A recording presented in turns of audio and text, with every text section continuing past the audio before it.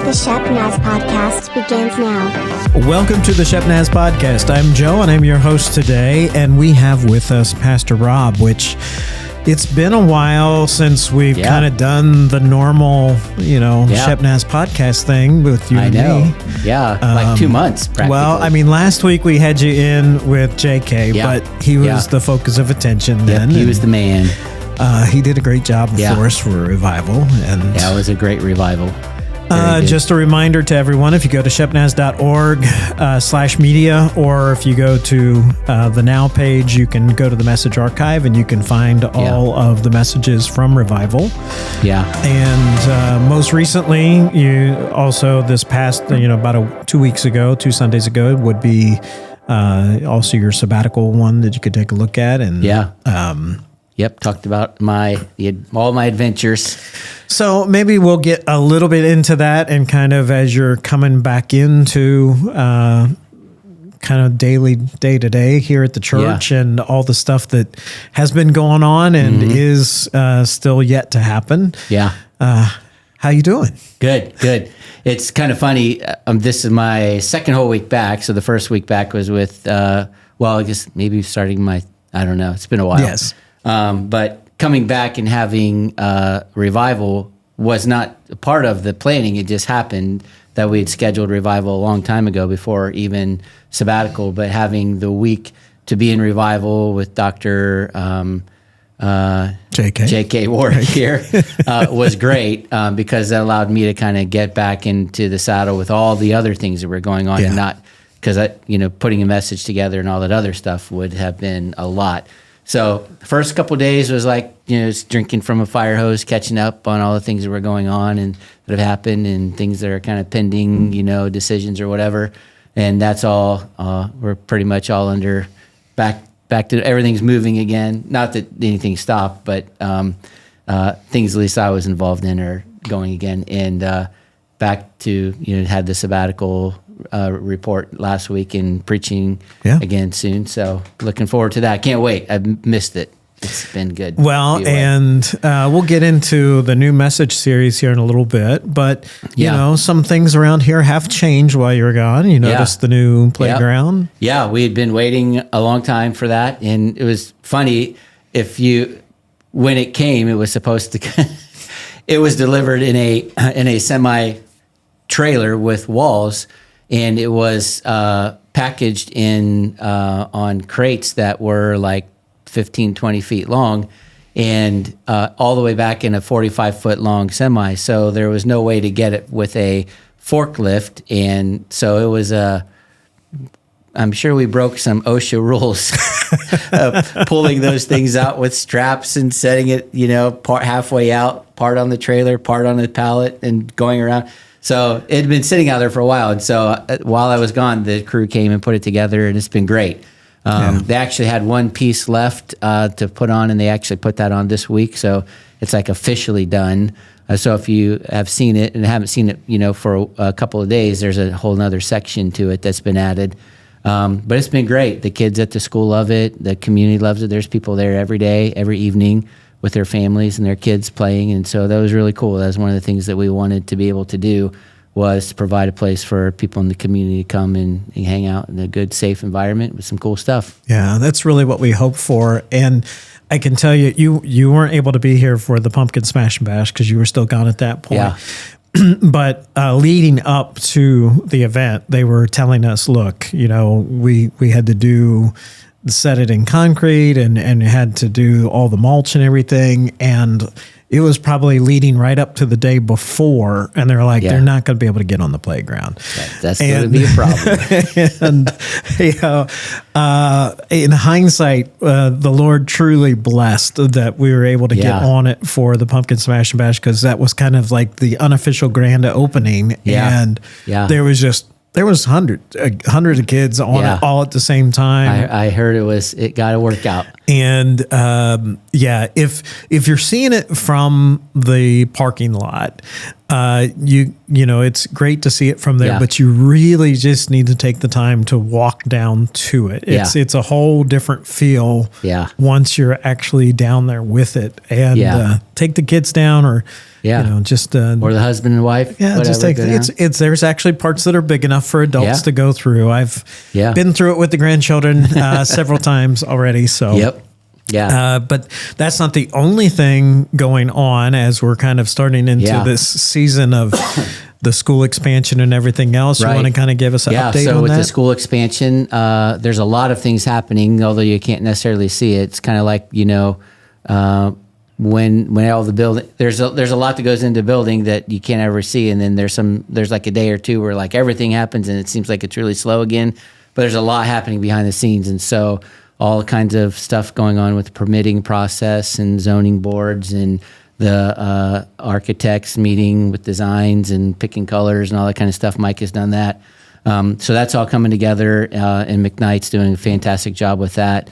Something you pray about is just that it will go through the zoning and all the boards and approvals, and that it has to go through to get the permits, so that we can do it in a timely way. Because right now, the timeline says that we'll be done on August 8th, and school will start within 2 weeks of that. Mm-hmm. And as we know, very rarely does a construction project end on the day that they say it's going to end when they start. And so if we don't get into we don't get the approvals and the permits when we projected we would get them, it just moves everything back, and it all kind of piles up moves you back. And so if we really need to be able to get in there early August, mid-August to get it ready so that kids can come in at the end of August. Yeah. And if they don't, with the growth of the school, we'll be having, school in tents outside or something until we get in there. And we really don't want to do that. So, but that's going well. And Mike's kind of leading the charge on that. And that's going well. And then we have the other project that we're working on, the pavilion out there. Yeah. And that's, a challenge as well in terms of the permits and all that kind of stuff. Hopefully the guy who's the zoning building inspector in Gahanna is not listening to the podcast today, but we're praying for you. We need to pray for the whole situation. It's just hard. The process is it's it's slow. It's, you have to have things in at a certain time and 2 weeks ahead of time or whatever. And then if it's not in 2 weeks ahead of time, you don't get the meeting 2 weeks later. It's going to be 4 weeks later. And right now we're dealing with needing to get the concrete poured, and the weather's getting colder and you can't pour concrete when it's freezing out because it has water in it, all that kind of stuff. So dealing with all those kinds of things. I actually thought we got our permit. I got a document on the website that we monitor the progress of everything, that it was a plan approval, and it said you're free to move forward with the project, assuming you work within the Ohio Building Code and all that. And I'm like, awesome. So I called our excavator, and he was out here earlier this week and started excavating the thing. So if you come over to the church, you'll see where the pavilion's going to go, because there's gravel there. And then we called for the inspection so we could go to the next thing. And the building inspector says, "What are you doing? You don't have a permit." I'm like, "Well, I thought that we had one." So I misjudged the document that I received as being something that it wasn't. This is your approval to get approval. Yeah. So it's approval, but it's not the real approval that we're looking for. But they're trying to work it through. So we actually didn't break any rules. What we did, we were allowed to do, but from this point on, we can't do anything until that permit comes through. And so we would be working on it today if we could, but we're waiting on the permit, and the guys got the crew ready. We're ready to go. Logs are laying in a warehouse somewhere or a big barn, and just waiting on the hopefully green light. We'll have some mild weather will continue, and we can still get some concrete poured. That'd be great. You just pray for global warming. That would be great. At least through December. I don't think we'll get on that subject today. No, but I did read an interesting book on that while I was on sabbatical. So A safe subject we can get on is you were moving to a new message series. While you were gone, we did the Jesus Way series, and now we're ready to embark on a new one. So, kind of tell us what is the birth of this and where are we headed? Yeah. So this sermon series came out of my time at the monastery, and I was also reading a book called Practicing the Way by John Mark Comer. So Practicing the Way is a book that kind of talks about what it means to apprentice under Jesus or to be his disciple. He kind of takes in the book the path that a better word for disciple is apprentice, that you're following the rabbi to apprentice under him to become like the rabbi. And in the book, it was just a really, really good book. So I'm reading that book while I'm at the monastery and obviously not talking to anybody else because you can't talk to anybody. But while I'm at the monastery, one of the things that I experienced was the rhythm of a day in a monastery, which is very different than the rhythm of a day for us. And so, most days there are 5 services a day. And the monks gather 5 times a day for a time of prayer and worship. And when I say worship, I don't mean worship like we do in the sanctuary. Yeah. It's like, some chanting of scripture and maybe singing is the word, but it's more like chanting because if you read the notes, it's all the notes are on the same line. Well, if you go back to this past Sunday's message, you played a video clip. Yeah. Which... I got to see the unedited full version. You did a good job editing it. So, I had to make a comment about that because the part that we played in the sanctuary or during Sunday service online was about a minute long, but the full video was about 2 minutes long. Yeah. And I was only imagining what was really happening during it because I was like, Susan, watch this. I said, I'm pretty sure he's like got his phone in his pocket trying to record. Yeah. Because there was no picture at first. Yeah. And then I could tell like within a minute you were getting brave enough to pull the phone out more to kind of get it. Yeah. And then you can hear the microphone rubbing up against my pocket. And then it's like I was pretty sure you were holding the music in such a way to block most of the phone so that just the camera was peeking out. At least that's the way I imagined that's exactly what was happening. So I was in the balcony and I just thought it was very fascinating to see their worship. And so there were like 36 monks. They were lined up in the sanctuary, which, was maybe 30, 40 feet wide. So their chairs faced each other. So they had 2 rows facing each other. So you could see them all right there. Yeah. But anyway, we were in the balcony above that, and we were right above them. So, like, if they looked up, they could see. And I got in the front row that day because I wanted to make a video, because I wanted to have a video to hang on to, but also to share with people. And it was just like, it was like, I don't think I was being irreverent or anything, but it's a sacred time. And I didn't know if they would appreciate me videotaping them or whatever. So I was trying to video. Plus, there's like some other people up there who were very worshipful into that, and I didn't want to be disrespectful to them. So I was really trying to take this video and not the people around me see it and the monks who could just look up and see. So I had it in my pocket, and I slid it out, and they have a little book that you follow along with the worship in it. And I was trying to hide my phone behind the book and just stick the camera part out a little bit. And it was not like it wasn't the best video or the most professional, but it turned out just fine. So you got a little essence of it. So they have these. We'll get back in. They have these rhythms, and you said like 5 services a day. Yeah. Kind of so thing. the 5 services a day on some holy days, special holidays. There's more than that. They would start at 3:30 in the morning. But while I was there was no special days, and it was 5 services. It would start at 5:30 in the morning every morning, and they would have there was words for it. They're Catholic words, and I can't remember all the words. And I meant to print it out, but I didn't. But so it was this service in the morning. It was the Eucharist. So it was kind of like a mass kind of thing where they read and people responded and that kind of stuff. And then they did the Eucharist. And so I participated in that one day, which was interesting for a Protestant to participate in the Catholic Eucharist because it's very different than what we do.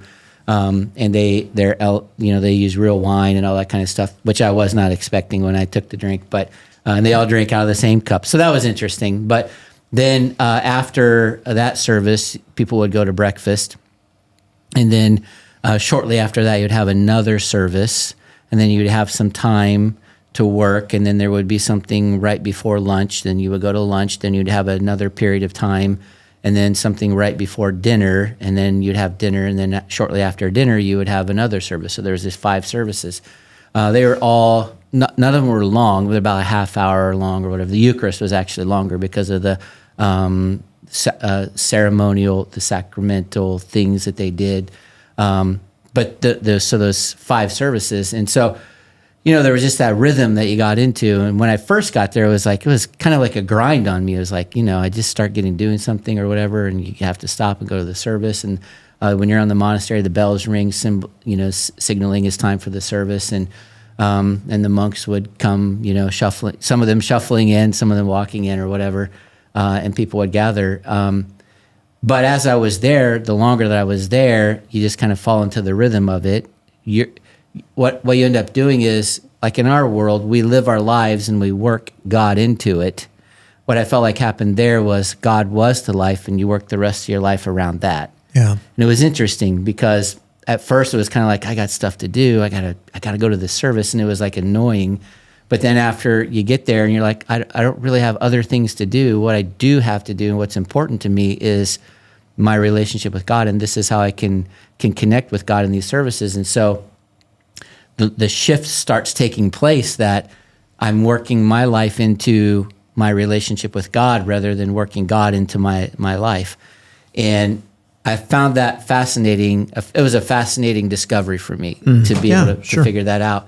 And then, so it was just the rhythm of everything. And then when I was reading the book that John Mark Comer put together about practicing the way, he talked a lot about the means of grace and how there are certain things that we do that God has given us as people to connect in our relationship with Him, and that these means of grace are our connection points in our walk with Him, and that if we do them in rhythm and on a regular basis, it builds intimacy and strength in our relationship with Him. So it was really good, and that's kind of where this message idea came from. Recognizing that if I can create some rhythms in my life and some connection points with God, it deepens my intimacy and my relationship with Him. And so part of the series, we'll talk about this probably in the next episode, is how different following Jesus was in the first century to how it is in the 21st century. Yeah. And I think it would be so interesting to sit down with one of Jesus's disciples in the first century and talk about what it was like to follow Jesus and interview them, and then for them to interview us about what it's like to follow Jesus today, and our lives look totally different. And I'm not sure that Jesus meant for them to be that different. I mean, we obviously can't follow Him down the dusty dirt road. Right. But we can follow Him differently. One of the phrases that disciples used when they were following their rabbi was, they wanted to be covered in His dust. So that was a phrase that disciples would use regarding their rabbi. I want to be covered in His dust, which means that I'm walking down the road as He's walking, He's kicking up dust, and I'm right there. I'm right there following Him, listening to Him, hearing everything that He says. And I'm so close, and I'm covered in His dust. And the disciples are that way. You think about even watching The Chosen, they were always with Him. They're literally covered in His dust. We're not like that today. We can't walk the same road that Jesus walked. We can't have a literal conversation with Him like the disciples did walking down a dirt road. But these means of grace are opportunities for us to connect with Him. And if we can do that on a regular basis in rhythm, and I think about rhythm, think about waves on the seashore, how they just keep coming, right?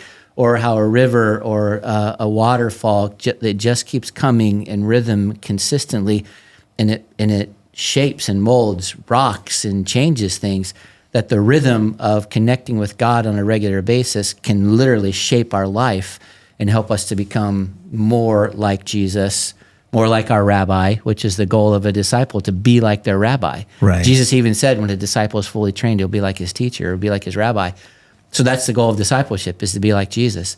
And so the daily rhythm of of participating in these means of grace helps shape us to be more like Jesus. And so that's what this series is all about. And I'm really excited about diving into that. Well, it's definitely something we can be looking forward to this coming Sunday. Yeah. As we're getting into this message series. And not that you ever need an excuse to invite someone to church, but always nice opportunity to invite someone like, hey, we're starting this new thing on Sunday. In the beginning. So definitely get in on this. And in the meantime, you can also go to shepnaz.org, check out everything that's going on in the church, and follow us on YouTube, Instagram, and Facebook. For Pastor Rob, I'm Joe. Have a great day. This podcast is a production of the Shepherd Church of the Nazarene, Gahanna, Ohio. Email to podcast@shepnaz.org and let us know what you think.